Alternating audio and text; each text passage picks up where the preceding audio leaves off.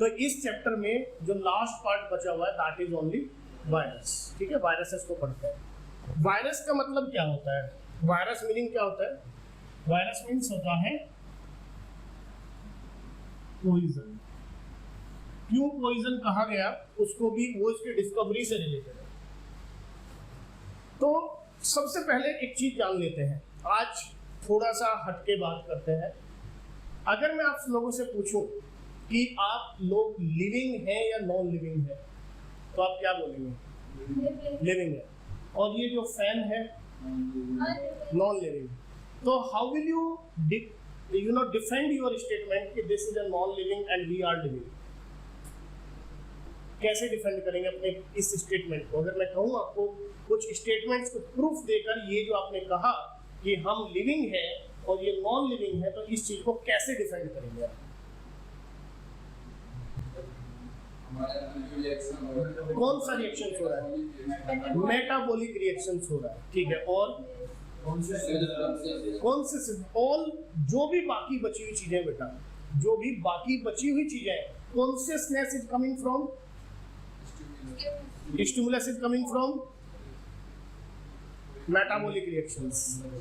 So overall बाकी जितनी भी बची हुई चीजें हैं, ध्यान दें इस बात को, वो सारी एंड रिजल्ट कहीं ना कहीं मेटाबॉलिक रिएक्शंस का ही होता है। ग्रोथ हो रही है, राइट, वो भी मेटाबॉलिक रिएक्शंस का ही एक एंड रिजल्ट है, राइट। तो मेटाबॉलिक रिएक्शन एक बहुत इंपॉर्टेंट फिनोमेनन है जो केवल और केवल लिविंग ऑर्गेनिजम्स में ही होता है। किसी भी नॉन लिविंग थिंग्स में ऐसी चीज नहीं होती है, रिएक्शंस नहीं हो। ठीक है, बिल्कुल। अब बात करते हैं इसी से रिलेटेड, जैसे जो मैं मानता हूं ये कोई किसी बुक में नहीं होगा, लेकिन एक समझने की कोशिश करना इस बात को कि अगर लिविंग और नॉन लिविंग का डिफरेंशिएशन किया जाए तो लिविंग थिंग्स होने के लिए 3 रिक्वायरमेंट्स होती है।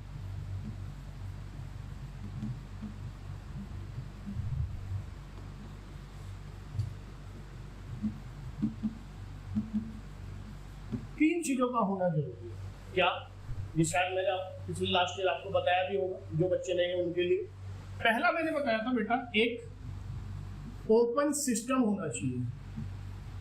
ओपन सिस्टम में क्या होता है कि ओपन सिस्टम के थ्रू क्या कर सकते हैं? Exchange of materials and energy कर सकते हैं। Exchange of materials and energy कर सकते हैं, राइट। क्लोज सिस्टम में ऐसा नहीं होता है। और ओपन सिस्टम बनाने के लिए हमारे पास क्या है बेटा? Plasma membrane. ठीक है बेटा। दूसरी रिक्वायरमेंट जो हमारी बनती है वो एक प्लेटफॉर्म वेयर मेटाबॉलिक रिएक्शंस क्या हो जाए? Metabolic reactions take place. तो दूसरी रिक्वायरमेंट क्या है बेटा? साइटोप्लाज्म। क्योंकि आपको पता है कि जो मेटाबॉलिक रिएक्शंस है वो कहां पर होती है? तो साइटोप्लाज्म में होती है। और तीसरी जो रिक्वायरमेंट है बेटा वो है जेनेटिक मटेरियल। क्योंकि आपको पता है कि जेनेटिक मटेरियल का होना इसलिए जरूरी है, फर्स्ट रीजन इज दैट की continuity of the life, without genetic material continuity of life is not possible. दूसरी जितनी भी इसका जो जेनेटिक मटेरियल का जो यूज है कि जो भी मेटाबॉलिक रिएक्शंस है उनको जो कंट्रोल कर रहा होता है वो जेनेटिक मटेरियल ही कंट्रोल कर रहा होता है, राइट। तो जेनेटिक मटेरियल में आइदर डीएनए और, ठीक है बेटा, और अगर इन तीनों में से एक भी चीज एब्सेंट है तो वो चीज नॉन लिविंग हो जाएगी। इस चीज को ध्यान रखना, राइट। समझ में आई बात? ये बात मैंने क्यों बताई? क्योंकि आज हम जो पढ़ने जा रहे हैं वायरसेस। वायरसेस एक ऐसी कनेक्टिंग लिंक है जो नॉन लिविंग और लिविंग को कनेक्ट कर रहा होता है। तो क्या वायरस को मैं लिविंग में रखूं या नॉन लिविंग में रखूं? तो आज तक ये नहीं हमने क्लासिफाई किया कि ये लिविंग है या नॉन लिविंग है। इसी वजह से वायरसेस को किसी भी किंगडम में कोई प्लेस नहीं मिला। क्यों? क्योंकि ये नॉन सेलुलर एंटिटी है, इसकी कोई सेल नहीं होती। और मैंने जैसा कहा कि जब ये तीनों चीजें मिल जाती हैं तो एक स्ट्रक्चर फॉर्म करती है, that is known as cell, that is known as cell. तो जब तक वायरसेस आउटसाइड द सेल है, that is non living. Once it is inside the cell, that is living. वो आगे हम पढ़ने वाले हैं, देखिएगा। अब वायरसेस जो है,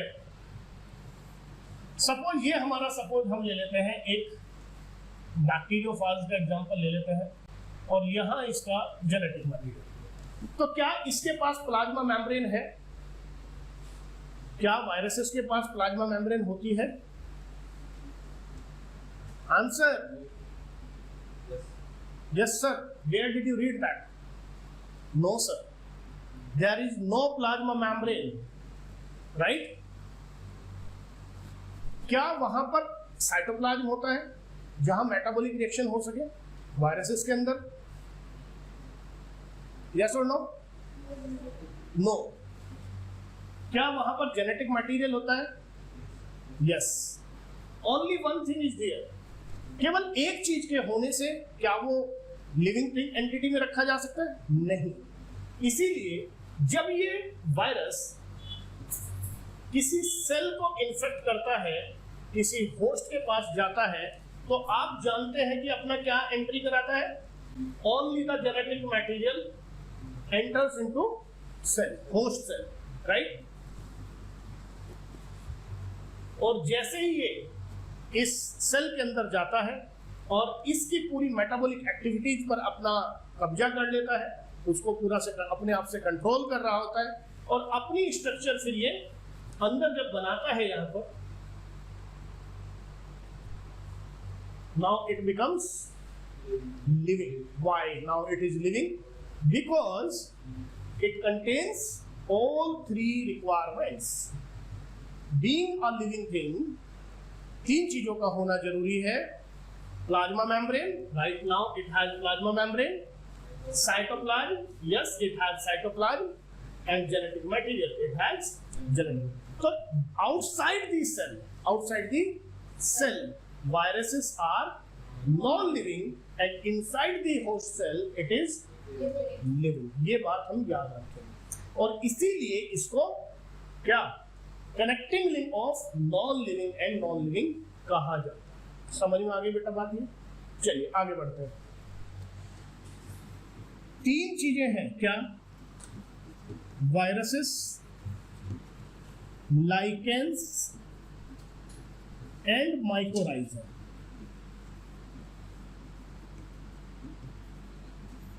ये किसी भी किंगडम में प्लेस नहीं किए गए। इनको क्या नहीं मिला बेटा? No placement in any kingdom. क्यों? रीजन क्या है? उसका रीजन ये है कि जो वायरसेस है वो तो बेटा अभी मैंने क्या कहा, क्या है? नॉन सेल्यूलर है, नॉन सेल्यूलर है। और जब नॉन सेल्यूलर है तो इनको कहां रखो? ना बैक्टीरियम, बैक्टीरियम में भी हमने क्या रखा? प्रोकैरियोट्स रखे गए। सेल होना जरूरी है, राइट? लाइकेंस की बात करें तो लाइकेंस भी दो चीजों से मिलकर बना है। One is alga, another is fungi. अब क्वेश्चन ये आता है इनको कहां रखें? एल्गा में रखें। एल्गा में या तो अगर यूनिसेलुलर एल्गा है तो हम प्रोकैरियोट्स में भी रख सकते हैं, और आपका प्रोटिस्टा में भी रख सकते हैं, राइट? तो वो फंगाई का अपना अलग से एक किंगडम बना दिया गया। तो इसलिए क्योंकि ये it's a combination of two organism, so we can not place in a particular kingdom. समझ में आ गई बात? इसी तरह से माइकोराइजा भी आप पढ़ चुके हैं। किससे मिलके बना है बेटा? Fungi plus roots of higher plant.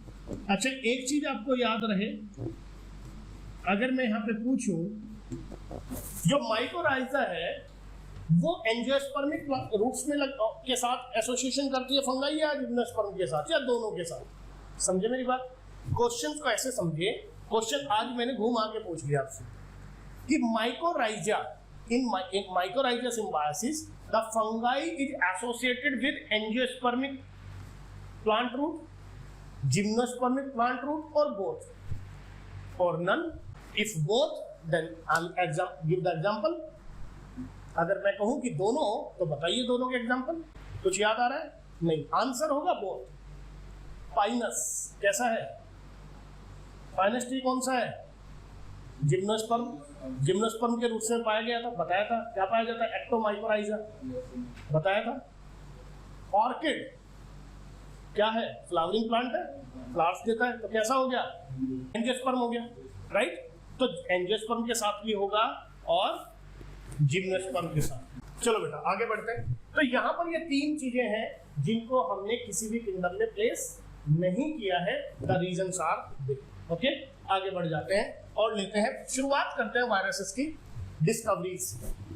तो वायरस का मतलब जैसा मैंने बताया क्या होता है बेटा? पॉइजन होता है। और इस चीज को पॉइजन क्यों कहा वो भी अभी आपको पता चल जाएगा।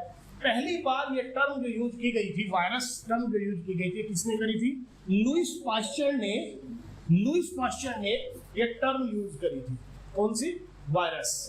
Who studied canine rabies. आपको पता है कि रेबीज जो है एक वायरल डिजीज है। रेबीज जो है वायरल डिजीज है, ठीक, जो कि जो डॉग्स होते हैं या और कैनाइंस या कैट होती है, उनके काटने से फैल जाती है, जो कि न्यूरोलॉजिकल डिसऑर्डर कर जाता है। हाइड्रोफोबिया एक हो जाता है, जो जिनको ये वायरस एंटर कर जाता है उन्हें पानी से डर लगने लगता है, राइट। चलिए आगे बढ़ जाते हैं। इन 1892, याद रखेंगे बात क्योंकि ये एनसीईआरटी में गिवन है ईयर भी। In 1892 Dmitri Ivanovsky discovered first virus and this virus was tobacco mosaic virus. क्या नाम था बेटा? Tobacco mosaic virus. अपनी स्टडी के दौरान इन्होंने देखा कि भाई जो टोबैको का प्लांट है उसकी लीफ पर कुछ स्पॉट्स बने हैं। क्या बने हैं बेटा? कुछ स्पॉट्स बने हुए हैं इस तरह से, राइट। जो इन्फेक्टेड लीव्स हैं उस पर क्या बने हुए? स्पॉट्स बने हुए हैं। और क्योंकि जो अपीयरेंस है वो अपीयरेंस कैसी आ रही है? मोजाइक फॉर्म में आ रही है। एक मोजाइक फॉर्म मतलब जहां पर आपको क्या दिख रहा है? स्पॉट्स दिखाई दे रहे हैं, अलग अलग तरह का फॉर्म आ रहा है कि यहाँ पर ग्रीन है, यहाँ पर फिर कलर चेंज हो जा रहा है, राइट। तो उन्होंने इसको क्या कहा? मोजाइक पैटर्न कहा। किस क्या हो गए? मोजाइक पैटर्न की वजह से उन्होंने इसको मोजाइक का। किसमें हो रहा है? टोबैको में हो रहा है। तो उन्होंने नाम रख दिया tobacco Mosaic disease. Tobacco Mosaic disease उन्होंने नाम रख दिया। तो उनका ध्यान गया कि भाई ये जो चीज है जिसकी जो ये डिजीज कॉज कर रहा है ये क्या होगा। देखते हैं कौन सा बैक्टीरिया इसको कॉज कर रहा है, क्योंकि उस टाइम तक जो डिस्कवर हुआ था वो क्या हुआ था? बैक्टीरिया डिस्कवर हुआ था, राइट। तो उन्होंने ये देखने की कोशिश करी कि इस डिजीज, इस लीफ के अंदर कौन सा बैक्टीरिया है जो इसको डिजीज कॉज कर रहा है। तो व्हाट ही डिड, इन्होंने इस पत्ती को यहां से लिया, इस लीफ को उतने पार्ट को लिया जिस पार्ट में क्या था बेटा? मोजाइक पार्ट था, राइट। वो वाला पार्ट इन्होंने ले लिया और इसको क्रश किया और वो केमिकल्स आइसोलेट किए। Isolated chemicals from infected area, right. और उस टाइम पर बैक्टीरियल फिल्टर्स होते थे। क्या होते थे बेटा? Bacterial filters. और इसको पास थ्रू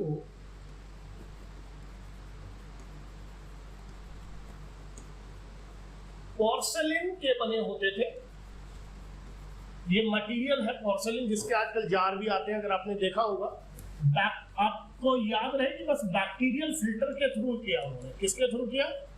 बैक्टीरियल फिल्टर के थ्रू। क्यों?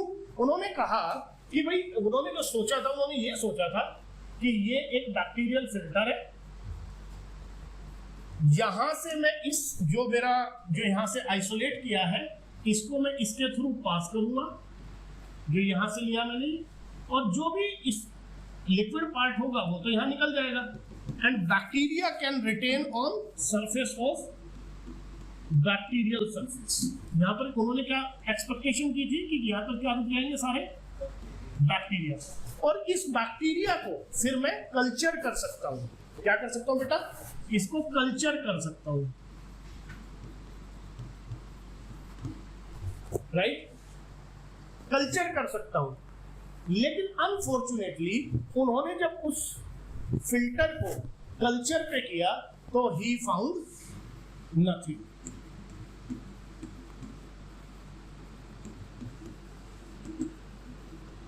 उन्हें कुछ भी ऐसा नहीं मिला। समझ में आई बात?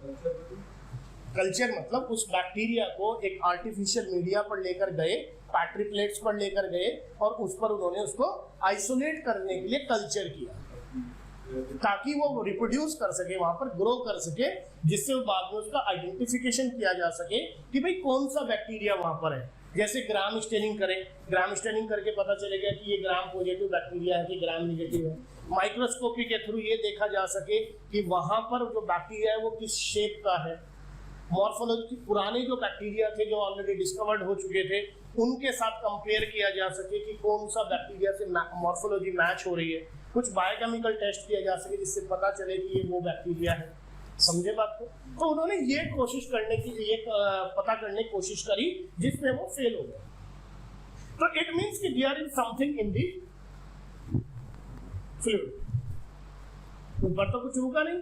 यानी कि कुल मिलाकर बात ये थी कि उन्होंने ये कहा कि भाई जो भी इन्फेक्टेड एजेंट है, जो भी इन्फेक्टेड एजेंट है, that can pass through the bacterial filter, यानी कि उसका जो साइज है, the size of the infected agent is much lesser, smaller than bacteria। तो जो बैक्टीरियल साइज होता है, मैं आपको बताऊं, बैक्टीरियल साइज जो है it is in micrometer, right. बाद में पता चला कि भाई वायरसेस का जो साइज है दैट इज इन नैनो। तो वो तो बहुत छोटा होगा बेटा, तो वो तो उसमें रुकेगा ही नहीं, राइट। समझ में आ गई बात? ये जो काम किया ये किसने किया? ये इवानोवस्की ने किया। किसने किया? इवानोवस्की ने किया। दिमित्री इवानोवस्की ने क्या किया कि उन्होंने वो टोबैको लीफ ली, वहां से उसे फिल्टर किया बैक्टीरियल फिल्टर के थ्रू, और उन्होंने देखा कि जो भी एजेंट है वो एजेंट इजीली पास थ्रू हो जाता है बैक्टीरियल फिल्टर से, और ये डिजीज जो है ये कोई बैक्टीरिया कोज नहीं कर। समझ में आ गई बात? ठीक है बेटा, चलिए यहां पे आ जाते हैं। सो DJ वानोवस्की, Dmitry वानोवस्की in 1892 discovered first TMV which could pass through a bacterial filter and remain effective। क्या इफेक्टिव है वो अभी देखते हैं। उसके बाद विजर्निक आए। कौन आएगी? विजर्निक। उनसे 6 साल बाद, उनके 6 साल बाद। अब ये वो काम तो किया था इवानोवस्की ने। यहां से आगे, राइट, यहां से आगे जो है किसने? विजर्निक ने। क्या किया विजर्निक ने? इन्होंने इस फ्लूइड को, जो फ्लूइड फिल्टर होकर नीचे आया था, द फ्लूइड जो क्या हुआ था बेटा? फिल्ट्रेट होकर नीचे आया था, उसको एक न्यू फ्रेश लीव पर, एक पत्ती पर स्प्रे किया। ये फ्लूइड को कहां क्या किया बेटा? स्प्रे किया किसके ऊपर? एक न्यू लीफ, राइट। और ये डिजीज कोजिंग फ्लूइड था। क्या था बेटा? डिजीज। तो यानी कि इस पत्ती पर क्या हो गया? इस पत्ती पर भी डिजीज ट्रांसमिट हो गई। सो ये क्या हुआ बेटा? एक डिजीज कोजिंग फ्लूइड हो गया, राइट। और उन्होंने कहा कॉन्टाजियम वाइवम फ्लूइड, कॉन्टाजियम वाइवम फ्लूइडम। ये किसने कहा? विजर्निक ने कहा। ये क्वेश्चन यहां से पूछा जाता है। Contagium vivum fluidum given by Beijerinck, right. समझ में आई बात? क्या हुआ? क्लियर हुई है स्टोरी? क्या कहा इन्होंने? Called the fluid as contagium vivum fluidum. इसका मतलब है इन्फेक्शियस लिविंग फ्लूइड। क्या हुआ बेटा? ये इसको क्या बोलते हैं यहां पर?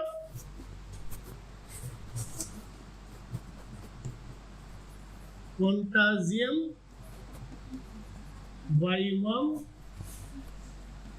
फ्लूइडम। ये कहा विजन, याद रहेगी ये बात, ठीक है? समझ में आ गई बात? क्लियर हो गई? यहां तक की बातें कोई मुश्किल तो नहीं? चलिए अब उसके बाद, अब पहले किसी चीज की हम क्या मॉर्फोलॉजी है ये कैसे पता करेंगे?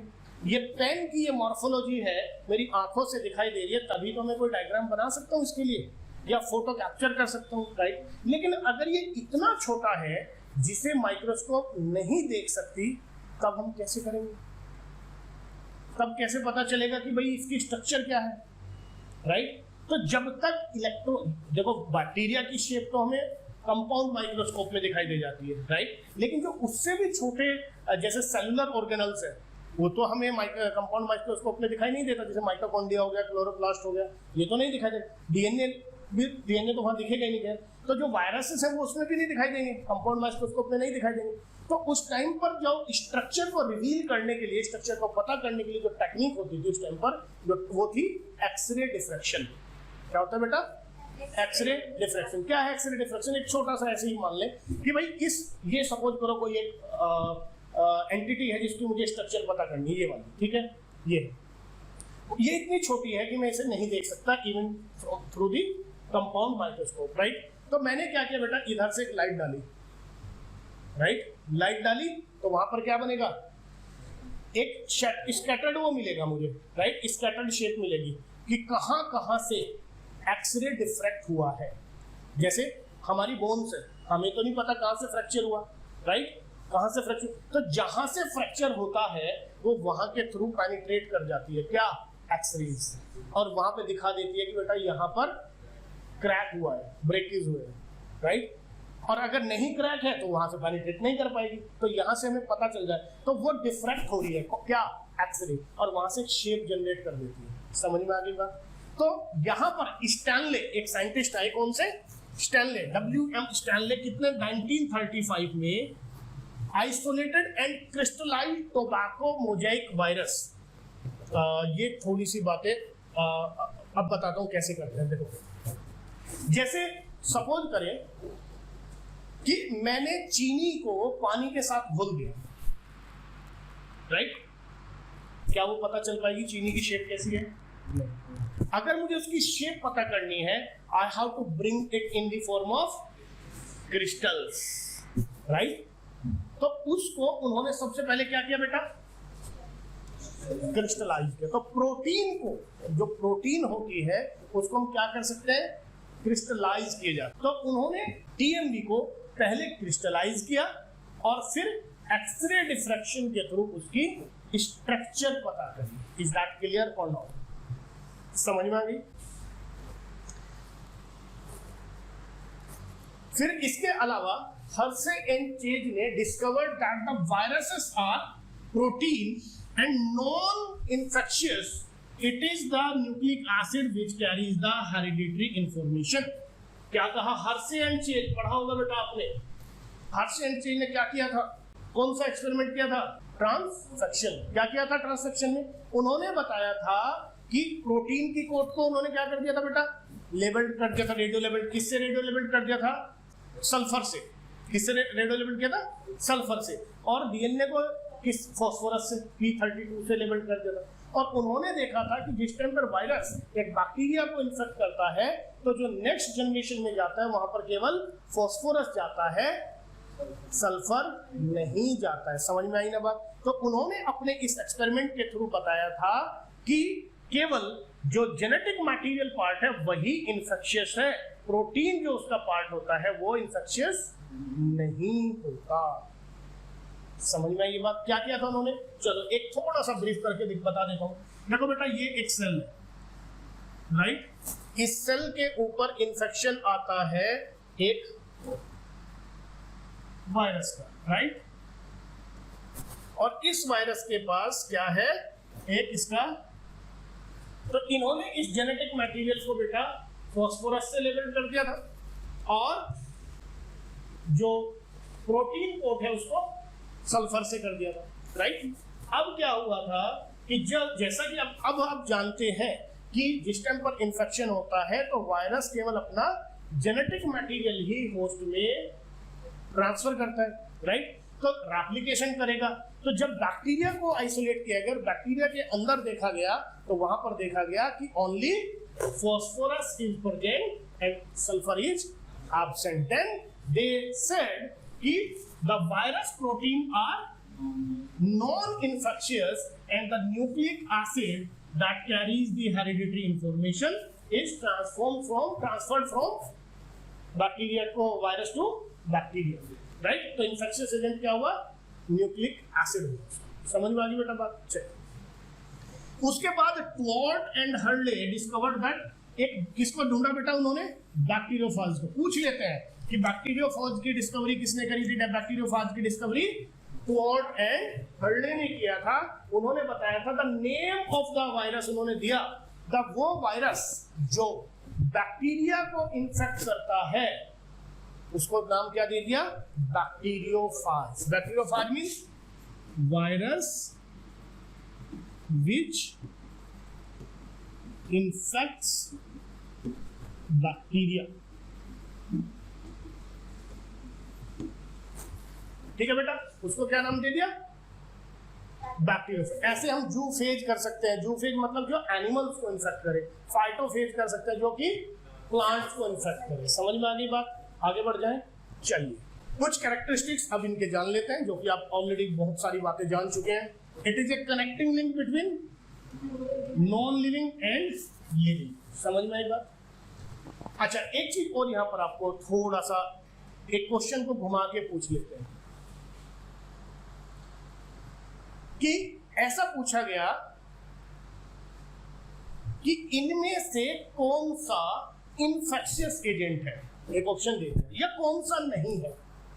सपोज करो उसमें रखा गया बहुत सारे ऑप्शंस और उसमें कहा गया कि इनमें से कौन सा इन्फेक्शियस एजेंट नहीं है, राइट।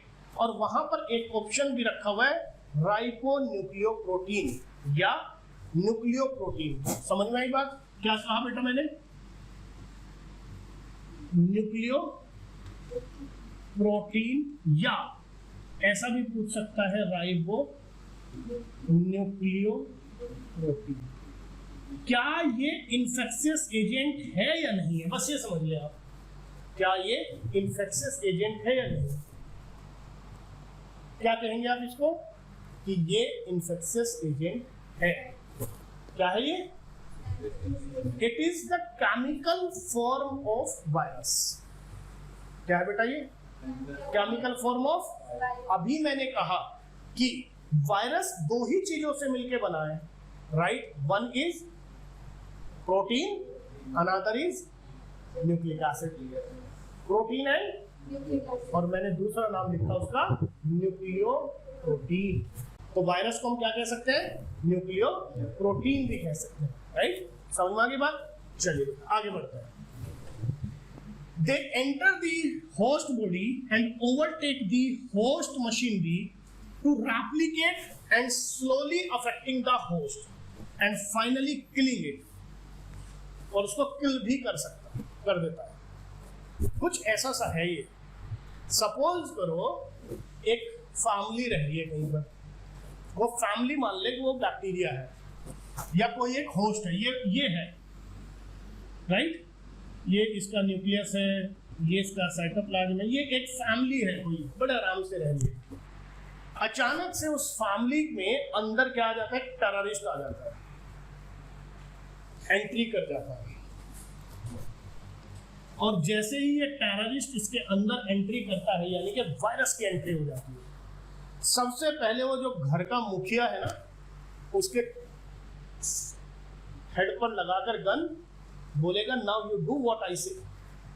तुम अब वो करो जो मैं कह रहा हूं।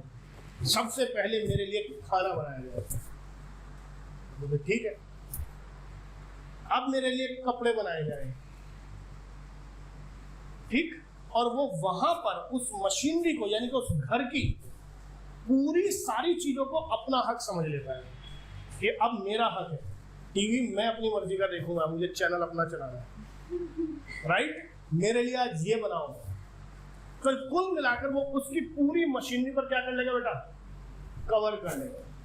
और उस क्योंकि जब खाता रहेगा वहां पर तो रेप्लिकेट भी करेगा, खाएगा तो रेप्लिकेट भी करेगा, अपने लिए वो उनसे प्रोटीन भी बनवाएगा। किससे बनवाएगा, उस सेल से, राइट, मेरे लिए ये प्रोटीन बनाओ, ओके बना दिया, ये एंजाइम बना के दो, बना दिया, अब मैंने कवरिंग कर ली। और जैसे ही वो अपनी कवरिंग कर लेता है, आगे बताएंगे बातें, जैसे ही वो कवरिंग कर लेता है फिर वो कहता है कि अब इस सेल के अंदर लगा दो एक बॉम्ब, यानी घर में क्या लगा दो, बॉम्ब लगाओ यहां पर, ताकि क्या हो सके, सेल की लाइसिस हो सके, टूट सके। और जैसे ही वो सेल टूटती है अपने आप सारे क्या हो जाते हैं, बाहर निकल जाते हैं, और फिर कहते हैं चलो दूसरा घर ढूंढो। समझ में आई बात, आगे पूरा साइकिल समझाऊंगा, बस यहां पर आप ये इतना समझ के चले कि जब कोई वायरस किसी होस्ट सेल को इन्फेक्ट करता है और जैसे ही वो होस्ट सेल के अंदर जाता है सबसे पहले वो उसकी जो न्यूक्लियस है, न्यूक्लियोइड है, उस पर कब्जा कर लेता है, यानी कि उसकी मशीनरी पर कब्जा कर लेता है। उसे कहता है तू मेरे लिए ये बना, तो वो बनाएगा। समझ में आ गई बात, क्लियर हुई, ठीक। और फाइनली उसे किल कर जाता है। और क्योंकि ये कैसा हो गया बेटा, एक ओब्लिगेट और फैकल्टेटिव दो वर्ड होते हैं, 11th वाले ध्यान रखें, ओब्लिगेट एंड फैकल्टेटिव। ओब्लिगेट का मतलब होता है बेटा परमानेंट एसोसिएशन, उसके बिना मैं जिंदा हो ही नहीं सकता, तू है तो मैं हूं, तू नहीं तो मैं कुछ नहीं। समझ में आई बात। ओब्लिगेट का मतलब है कि मेरी पहचान तभी है जब तुम हो, तुम्हारे साथ। जैसे मैंने कहा कि जो लाइकेंस है, एल्गी और फंजाई, वो एक ओब्लिगेट रिलेशनशिप है, होना ही होना चाहिए ना। अगर एल्गी ने मना कर दिया तो फंजाई कहेगी मैं जिंदा ही नहीं रह सकती, और फंजाई ने मना कर दिया तो एल्गी कहेगी मैं जिंदा नहीं रह सकती, यानी कि लाइकेंस की एंटिटी खत्म हो जाएगी। समझे, वो एक ओब्लिगेट एसोसिएशन है, राइट। एक होता है परमानेंट कि तू साथ है तो ठीक, नहीं है तो चल कोई बात नहीं। तो ऐसे होते हैं फैकल्टेटिव कि जब तक तू साथ है ओके फाइन, नहीं तू साथ है भैया मर थोड़े जाऊंगा, राइट। तो जैसे कुछ ऐसे बैक्टीरिया होते हैं जो ओब्लिगेट एनारोब्स होते हैं, बिल्कुल ऑक्सीजन की एब्सेंस में ही ग्रो करेंगे, ऑक्सीजन अगर जरा सी भी आ गई तो मर जाएंगे, तो वो कैसे हो गए बेटा, ओब्लिगेट एनारोब्स हो गए। अगर कुछ ऐसे होते हैं ऑक्सीजन मिली वहां भी जिंदा, ऑक्सीजन नहीं मिली वहां भी जिंदा, ऐसे को बोलते हैं फैकल्टेटिव, जो चेंज कर सके। समझ में आ गई बात। तो यहां पर ओब्लिगेट पैरासाइट है, ओब्लिगेट का मतलब परमानेंट हो गया। समझ में आई बात, तू है तो है, तो सेल के अंदर ही जाकर पैरासाइट। तो कैसे हो गए बेटा, ये इंट्रासेल्यूलर हो गए। अभी मैंने बताया कि सेल के अंदर जाना ही जाना पड़ेगा, सेल के बाहर तो नॉन लिविंग है। क्लियर हो गई बात। तो कैसे हो गया बेटा, ओब्लिगेट इंट्रासेल्यूलर पैरासाइट है, ठीक है। क्योंकि ये पैरासाइट वर्ड क्यों बोला, क्योंकि अपना जो फूड है, अपनी जो रिक्वायरमेंट्स है, वो किससे ले रहा है, होस्ट से ले रहा है। Is that clear. तो ओब्लिगेट इंट्रासेल्यूलर पैरासाइट हो गया। इज दैट क्लियर और नॉट। दोनों पॉइंट क्लियर हो गए। थर्ड पॉइंट पे आते हैं, these are non cellular. Already ये बात मैं आपको बता चुका हूं कि ये कैसे है बेटा, नॉन सेल्यूलर है, ना इनके पास प्लाज्मा मेम्ब्रेन है और ना इनके पास साइटोप्लाज्म है। इसी वजह से आज तक किसी भी वायरस के लिए कोई मेडिसिन बनाई ही नहीं गई। समझ में आई बात, क्या नहीं बनाई गई, मेडिसिन। मेडिसिन का मतलब मेडिसिन अफेक्ट कहां करेगी, मेडिसिन अफेक्ट करेगी मेटाबॉलिक एक्टिविटीज पर। मेडिसिन कहां पे एक्ट करती है, मेटाबॉलिक एक्टिविटी। और मेटाबॉलिक एक्टिविटीज इनके पास है नहीं। क्यों नहीं है इनके पास मेटाबॉलिक एक्टिविटी, क्योंकि इनके पास साइटोप्लाज्म नहीं है। मेडिसिन मेटाबॉलिक पाथवे को इनहिबिट कर देती है। मेडिसिन जो होगी वो मेटाबॉलिक पाथवे को इनहिबिट कर देगी, और जब इनहिबिट कर देगी तो आगे की सिंथेसिस रुक जाएगी, राइट, वो जो एंड प्रोडक्ट बनना होगा वो नहीं बनेगा। जब एंड प्रोडक्ट की कमी होगी तो जो इन्फेक्शियस एजेंट होगा वो मर जाएगा, राइट। तो यहाँ पर क्या होगा, यहाँ पर जब साइटोप्लाज्म ही नहीं है तो मेटाबॉलिक एक्टिविटी नहीं है, मेटाबॉलिक एक्टिविटी नहीं है तो उनके अगेंस्ट कोई भी मेडिसिन जनरेट नहीं कर पाएंगे। समझ में आ गई बात। तो इसलिए बेटा कैसे है, ये नॉन सेल्यूलर है, इनके पास ना प्लाज्मा मेम्ब्रेन होता है ना मेटाबॉलिक एक्टिविटीज होते हैं, only the nucleic acid is there which is covered by a protein coat which is known as capsid. वो आगे हम पढ़ेंगे। तो these are non cellular and can pass through the bacterial filters. ठीक, अगर by chance कभी कोई पूछ लिया जाए, अभी तो खैर नाइलॉन मेम्ब्रेन्स के फिल्टर बनने लगे हैं, तो size of bacterial filter is 0.22 micro m, इस साइज का बैक्टीरियल फिल्टर होता है। ठीक है, वी एक्सपेक्ट कि जो बैक्टीरिया का साइज है वो इससे ज्यादा ही ज्यादा है, राइट, उससे ऊपर ही है। तो जो भी हम बैक्टीरिया पास करेंगे वो नीचे नहीं जाएंगे, फिल्ट्रेट में नहीं आएंगे, रिटर्नटेट में ही रह जाएंगे। ठीक है बेटा, okay. They can not be grown on artificial medium. जैसा अभी मैंने आपको बताया था कि बैक्टीरिया को तो हमने क्या किया, आर्टिफिशियल मीडिया लिया, उसमें प्लेट्स बनाई, कल्चर कर लिया, उसमें ग्रो कर लिया, बट इसको नहीं कर सकते। क्यों नहीं कर सकते? क्योंकि इसको क्या चाहिए, होस्ट चाहिए, राइट। तो मीडिया मिले ना मिले, होस्ट मिल जाए, राइट, उस होस्ट के ऊपर ग्रो कर। ये इंट्रासेलुलर पैरासाइट है, ये भैया खाना उसके अंदर जाके लेगा उससे। तो इसलिए बेटा क्या है, we can not grow on artificial medium. ठीक है, दे कैन म्यूटेट। ये जो कैरेक्टरिस्टिक्स है, ये कैरेक्टरिस्टिक इसको लिविंग की तरफ लेके जाती है, क्योंकि living organism can mutate. Mutation किसमें होता है, न्यूक्लिक एसिड, राइट। तो they can mutate and form new strains in nature. अभी आपने सुना होगा कोविड का ये स्ट्रेन आ गया, उसने म्यूटेशन कर लिया, कोविड का दूसरा स्ट्रेन आ गया, उसने म्यूटेशन कर लिया। तो इट मींस क्या हो रहा था, उसका जो न्यूक्लिक एसिड का जो सीक्वेंस है न्यूक्लियोटाइड का, वो उसमें चेंज कर लेता था, राइट। और जब उसमें चेंज करेगा तो वो एक नया स्ट्रेन के फॉर्म में आ जाएगा। ठीक है बेटा, समझ में आ गई बात। तो इसमें कुछ कैरेक्टर्स क्या, जैसे ये वाला कैरेक्टरिस्टिक किसका है, लिविंग का है। ये ऊपर के जो कैरेक्टर्स हैं ये नॉन लिविंग के हैं, इसलिए इसको connecting link between the living and non living माना जाता है। समझ में आ गई बात। चलिए आगे बढ़ते हैं, स्ट्रक्चर की बात करते हैं। जैसा मैंने कहा कि दो चीजों से मिलकर बनाया,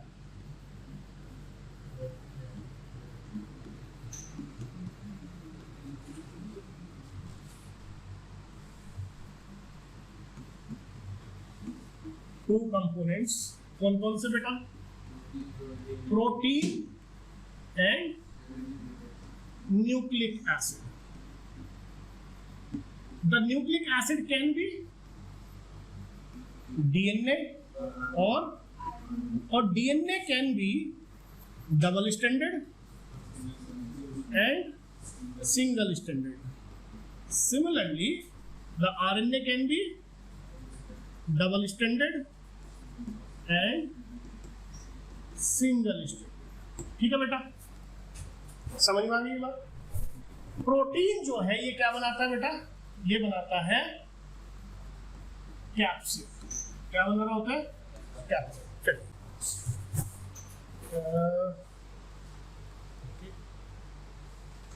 देखिए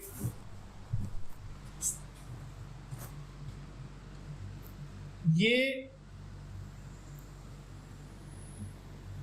हमारा एक कवर है, क्या बेटा, कवरिंग है, जिसके अंदर हमारा न्यूक्लिक एसिड प्रेजेंट है। ये जो वायरस है इसका न्यूक्लिक एसिड प्रेजेंट है। और क्योंकि प्रोटीन ऐसा तो है नहीं कि बेटा एक ही प्रोटीन पूरी कवर बना लेगा, प्रोटीन की छोटी छोटी यूनिट्स मिलके क्या बनाती है, उसका कैप कवर बनाती है। जैसे हम इस वॉल की बात करें तो ये वॉल ऐसा तो है नहीं कि पूरी की पूरी एक यूनिट है, इस वॉल के अंदर कुछ स्मॉल सब यूनिट्स भी है, ब्रिक्स है, राइट। उसी तरह से जो इसकी कवरिंग बनी होती है वो छोटी छोटी स्मॉल प्रोटीन यूनिट्स से मिलकर बनी होती है, राइट। और उनको हम कहते हैं कैप्सोमर्स। क्या कहते हैं बेटा, capsomers. The single unit of capsid, the single unit of capsid, single unit of capsid, right, that is known as capsomers. तो बहुत सारे कैप्सोमर्स मिलके एक प्रोटीन का एनवलप बना लेते हैं, एक कवर बना लेते हैं, उसको हम क्या बोलते हैं बेटा? कैप्सिड बोलते हैं। वो किसका बना हुआ है? प्रोटीन का बना हुआ है, ठीक। और उसी कैप्सिड के अंदर जो प्रोटेक्टेड है, क्या काम हो गया इस कैप्सिड का? ये हो गया हमारा न्यूक्लिक एसिड। और जैसा मैंने आपको बताया, न्यूक्लिक एसिड डीएनए भी हो सकता है और आरएनए भी हो सकता है। Is that clear? कोई डाउट यहाँ तक? समझ में आ गया? कैप्सोमर्स क्या होता है ये क्लियर हो गया। कैप्सोमर जो है सिंगल यूनिट हो गया, ठीक है बेटा। चलिए आगे बढ़ते हैं। और हाँ, एक चीज और ध्यान रहे, कुछ वायरसेस ऐसे होते हैं, not all, there is another layer, another protective layer. ये क्या है बेटा? ये प्रोटेक्ट कर रहा है किसको? न्यूक्लिक एसिड को। There is a protective layer, जैसे HIV जो एड्स कोज करता है, उसके ऊपर एक लेयर और होती है, कैप्सिड के ऊपर एक लेयर और होगी। तो ये तो हो गया हमारा क्या? कैप्सिड। और ये जो होता है बेटा, इसको बोलते हैं हम एनवलप, राइट। ये किससे बना होता है? लिपिड्स प्लस, बट अगेन याद रहे, it is not present in all viruses, सभी में नहीं पाया जाता, कुछ वायरसेस में पाया जाता, ठीक है। ये भी लिख देते हैं, not present in all.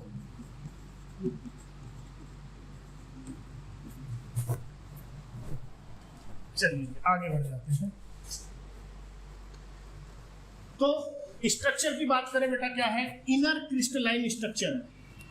Inner crystalline मतलब उसको हम क्रिस्टल की फॉर्म में ला सकते हैं, बना सकते हैं। Nucleic acid is enclosed by protein coat that is known as capsid. उसको क्या कहा? Capsid, which protects it, protective layer है। The capsid is made up of many small units known as capsomers. Clear हो गया बेटा क्या होता है capsomers? The capsomers are arranged. अब वो जो स्ट्रक्चर है, वो स्ट्रक्चर जो अभी हमने यहाँ पे बनाई, ये स्ट्रक्चर यूजुअली जो आपकी एनसीईआरटी में गिवन है उसकी बात करते हैं। दो तरह का हो सकता है बेटा स्ट्रक्चर, वो हेलिकल भी हो सकता है और वो स्ट्रक्चर पॉलीहेड्रल भी हो सकती है, राइट। हेलिकल का मतलब क्या है? वो इस तरह से अरेंज है, राइट। जो कैप्सोमर्स हैं वो इस तरह से अरेंज हो रखे हैं, सिलेंड्रिकल फॉर्म में, राइट, ऐसे अरेंज हो रखे हैं। और वो कैसा हो सकता है? ऐसा भी हो सकता है, राइट, इस फॉर्म में भी हो सकता है। लेकिन कुछ ऐसे भी होंगे, ये कैसा हो गया? ये पॉलीहेड्रल हो गया। कुछ ऐसे भी होंगे जिनमें दोनों मिलेगा, ये कैसी है बेटा? पॉलीहेड्रल हो गया। और ये कैसी होगी? सिलेंड्रिकल होगी। तो ये तो हो गया हेलिकल, ये कैसा हो गया? पॉलीहेड्रल। तो इस तरह की स्ट्रक्चर को हम कंपाउंड बोल देते हैं। इस तरह की स्ट्रक्चर क्या बोल दिया? कंपाउंड, जिसमें दोनों है, दोनों तरह की स्ट्रक्चर है, राइट। इज दैट क्लियर और नॉट? चलिए आगे बढ़िए। So capsomers are arranged in helix, अभी जो मैंने कहा, एंड और पॉलीहेड्रल की फॉर्म में हो सकते हैं, पॉलीहेड्रल हो सकते हैं।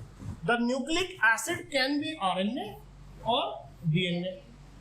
Is that clear? Plant viruses usually have, ये इंपॉर्टेंट लाइन है बेटा, ये लाइन एनसीईआरटी के, इसलिए इसको याद रखना है। It is not a universal line, ऐसा नहीं है कि ये हर जगह ऐसा है, लेकिन इन्होंने कहा है, एनसीईआरटी कहती है कि plant viruses usually have single stranded RNA and animal viruses are double stranded RNA भी होता है उसमें, सिंगल स्ट्रैंडेड डीएनए भी होगा और क्या सिंगल स्टैंडर्ड आरएनए भी होगा, किसमें? एनिमल्स के केस में।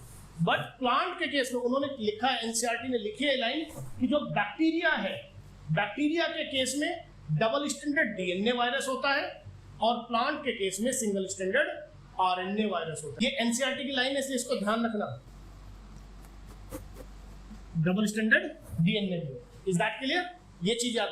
बट बैक्टीरिया के केस में उसने लिखा हुआ है डबल स्टैंडर्ड डीएनए, ये चीज याद रखें। समझ में आई बात? प्लांट्स के केस में सिंगल स्टैंडर्ड आरएनए, एनिमल्स के केस में उसने सारे ऑप्शंस दे दिए। क्या सिंगल स्टैंडर्ड आरएनए भी होगा, डबल स्टैंडर्ड आरएनए भी होगा और डबल स्टैंडर्ड डीएनए भी होगा। और in case of bacteria it is double standard. यहां से क्वेश्चन ये मान के चले आप इजीली फ्रेम हो सकता है। Is that clear? ठीक है बेटा, चलिए आगे बढ़ते हैं और आते हैं अपना किस पर, टोबैको मोज़ेक वायरस की इसकी स्ट्रक्चर भी तो देख लेते हैं। इस तरह की, ये तो फ्रेश लीफ है, देयर इज नो इन्फेक्शन, और यहां पर इन्फेक्शन आप देख सकते हैं। तो पैटर्न कैसा आ रहा है? उसे पैच दिखाई दे रहा है, एक मोज़ेक पैटर्न दिखाई दे रहा है, राइट? अब उन्होंने जब आइसोलेट किया, क्रिस्टलाइज किया, किसने क्रिस्टलाइज किया था? किसने स्ट्रक्चर पता की थी?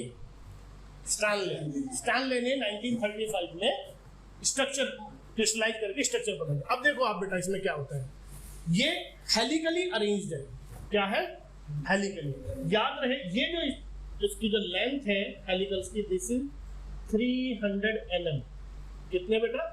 300 nm होती है। और यहां पर ये जो विड्थ है ये लिखा हुआ है 180, यानी कि 18 nm होती है। हो सकता है वो nm में आपसे पूछ ले, ठीक है? अब यहां पर आप देखेंगे कि आप इसको ऐसे ले लें। आप ऐसा करें कि एक मोती की एक माला लें, राइट?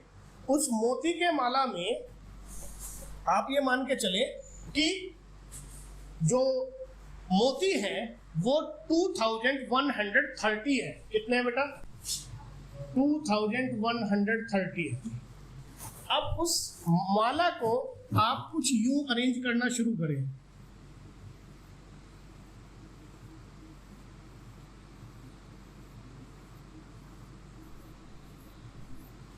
ऐसे, और जैसे वो यहां पर आए तो आप क्या करेंगे, जो ऊपर नीचे वाली लेयर है उसके ऊपर फिर बनाना शुरू कर देंगे, राइट? तो एक स्ट्रक्चर कैसी बन जाएगी? हेलिकल स्ट्रक्चर बन जाएगी, एक सिलेंड्रिकल स्ट्रक्चर बन जाएगी। समझ में आई बात? तो जो आपकी इसमें डायग्राम भी दिया हुआ है ग्रीन कलर का, राइट? तो आप उसमें देखेंगे कि जब आप उसको माला को ऐसे ऐसे घुमाते हुए चलेंगे ऊपर की तरफ, तो एक कब कितने ऊपर तक जाएगा बेटा? वो जाएगा 300 nm। कितने तक? 300 nm। और ये जो मैंने कहा कि उसके अंदर जो मोती होंगे, राइट, जो पल्स होंगे वो कितने हैं? 2130। तो ये क्या हो गया बेटा? कैप्सोमर्स। तो ये कैप्सोमर्स हो गए, ठीक? तो ये स्ट्रक्चर कुछ ऐसी बन जाएगी।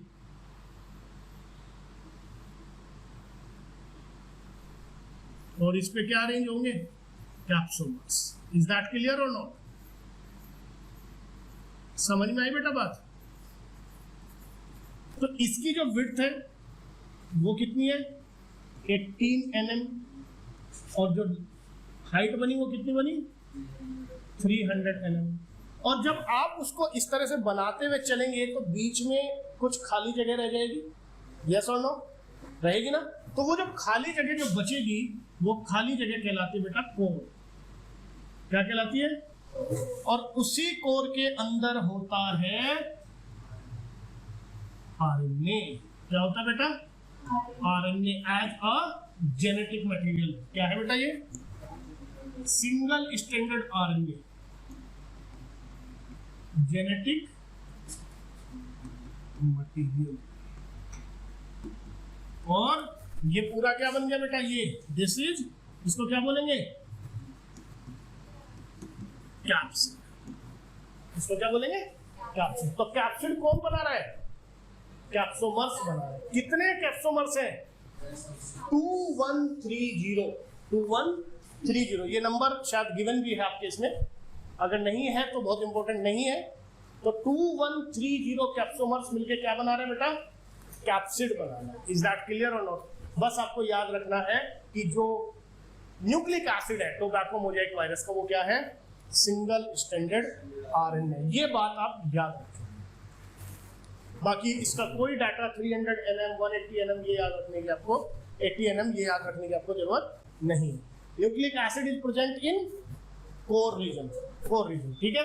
कैप्सिड किससे बना है? कैप्सोमर से बना है, ठीक है बेटा। यहाँ पर न्यूक्लिक जो इसके ये भी आपको जरूरत नहीं है याद रखने की, ये तो है न्यूक्लियोटाइड का नंबर है, मैंने ऐसे लिख दिया था। जो आरएनए है उस आरएनए के अंदर न्यूक्लियोटाइड्स कितने हैं? 6395। और जो कैप्सोमर्स है वो कितने हैं? 2130, ठीक है बेटा। ये देखो बीच में क्या बन गया? कोर बन गया, ये खाली जगह है, और उसमें क्या प्रेजेंट है? आरएनए प्रेजेंट है, ठीक है बेटा। कोई मुश्किल तो नहीं? चलिए आगे बढ़ते हैं। यहाँ बैक्टीरियोफाइज। अब बैक्टीरियोफाइज के पास आप इसका 3 पार्ट में आप डिवाइड करेंगे। क्या है बेटा? ये रीजन तो है इसका हेड, ये है हार्ट। दूसरा जो रीजन है ये छोटा सा रीजन क्या है बेटा? ये इसको कॉलर कहते हैं। तो ये आपका नाम याद रखना इसलिए जरूरी है क्योंकि ये डायग्राम आपके इसमें दिया हुआ है और ये आपसे पूछा जा सकता है कि इनको आप की जो नेमिंग है वो करें, ठीक है। दूसरा बेटा जो ये रीजन है इसको कहा गया tail. This is tail sheath. क्या कहा गया इसको? Tail sheath. अब जो टेल शीट है बेटा वो आप देखेंगे कैसी है बेटा? हेलिकल है, कैसी है? और ये जो हेड है ये कैसी है? पॉलीहेड्रल है, राइट। तो ये पूरा जो बाहर का कोट है, चाहे वो पॉलीहेड्रल है चाहे वो, ये तो हेलिकल हो गया और ये पॉलीहेड्रल हो गया, और दोनों मिला के क्या बन गया बेटा? मैंने बताया था ऐसे उसको क्या बोलेंगे? कंपाउंड स्ट्रक्चर बोलेंगे, ठीक है बेटा। और ये हो गया हमारा क्या? कैप्सिड। क्या हो गया? कैप्सिड जो किसको कवर करके रखा हुआ है? Nucleic acid. कौन सा बैक्टीरियोफाज है इसको आप बता सकते हैं? This is T4। कौन सा बैक्टीरियोफाज है? T4 bacteriophage. किसको इन्फेक्ट करता है? Infects E coli. किसको इन्फेक्ट कर रहे हैं? ई कोलाई को इन्फेक्ट कर रहा है, ठीक है बेटा। यहां पर ये भी पूछा गया है, ध्यान रखना, ये क्वेश्चन भी पूछा गया है। How many long tail fibres? कितने टेल फाइबर्स होते हैं? इस चीज को याद रखेंगे, लिख लेंगे। कितने टेल फाइबर्स है? 6। किससे अरेंज है? बेस प्लेट से लगी, ठीक। अपने आप से एक डायग्राम बना के फटाफट तैयार कर ले। ये लो, क्या बन गया बेटा? हेड, ठीक है। ये तो बन गया हेड, ये बन गया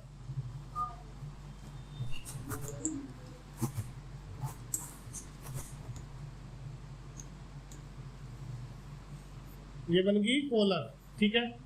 उसके बाद पोलर के नीचे आ गई शीट। शीट पे क्या आ गया? प्लेट। प्लेट से जुड़े हुए क्या है? Spikes, tail hairs.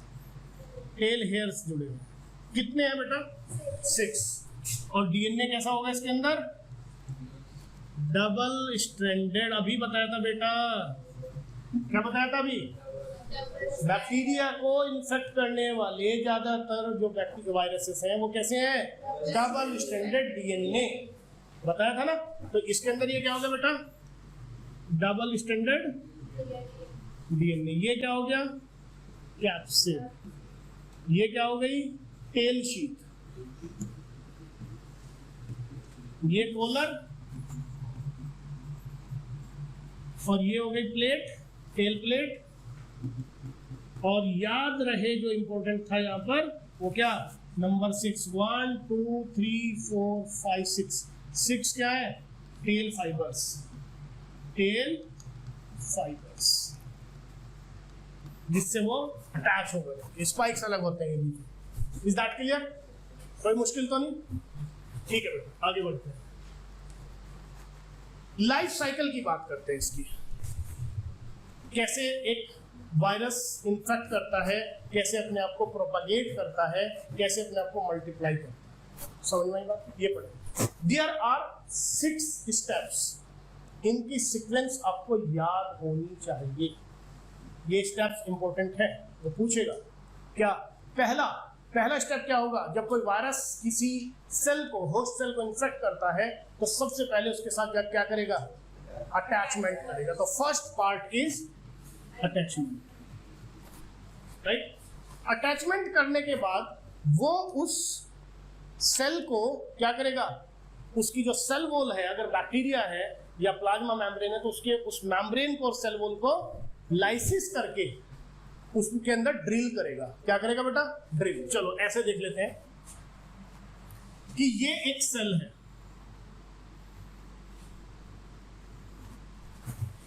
इस सेल के पास ये बैक्टीरियोफाज आया, ये एक इकोलाई था।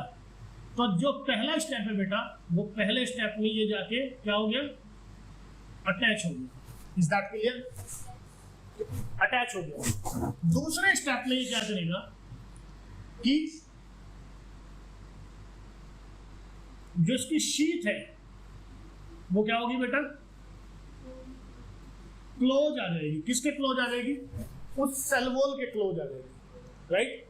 और तीसरे स्टेप में वो क्या करेगा? ड्रिल कर देगा। क्या कर देगा?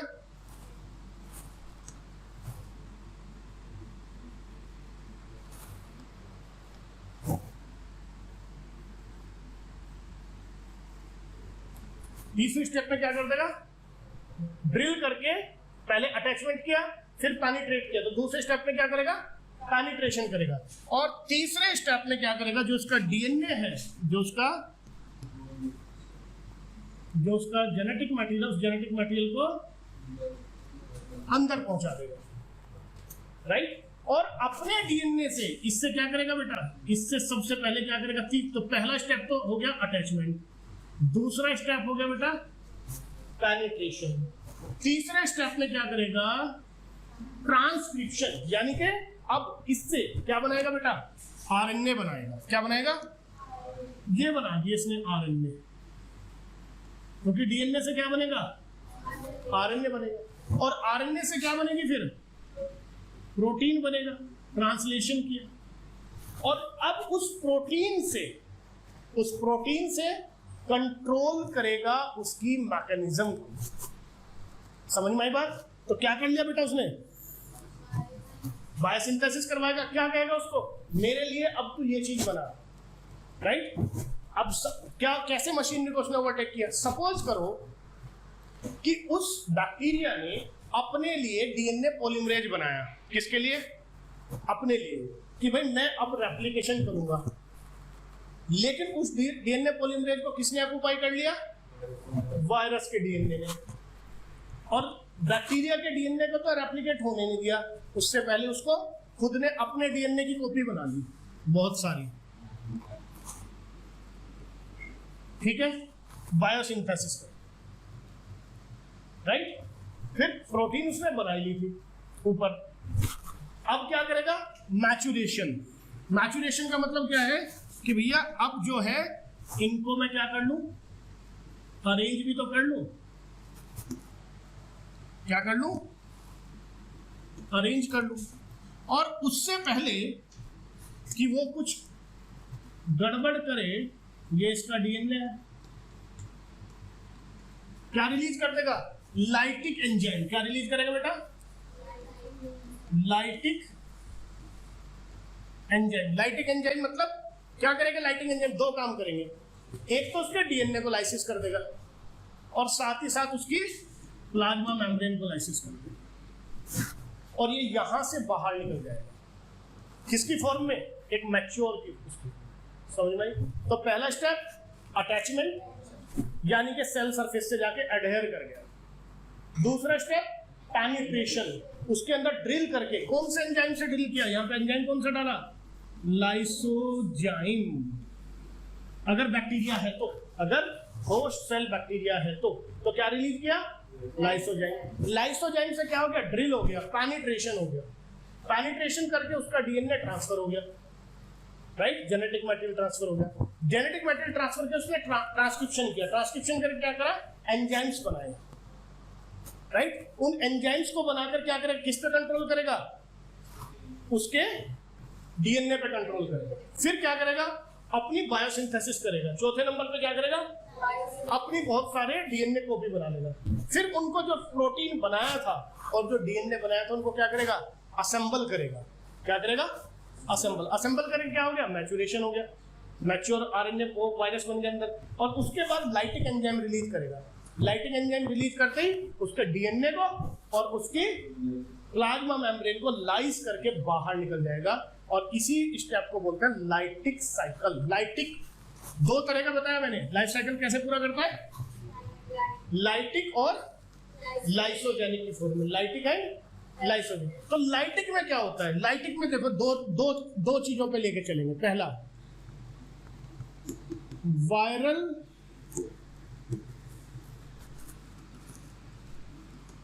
क्या लिखेंगे, वायरस डीएनए डज नॉट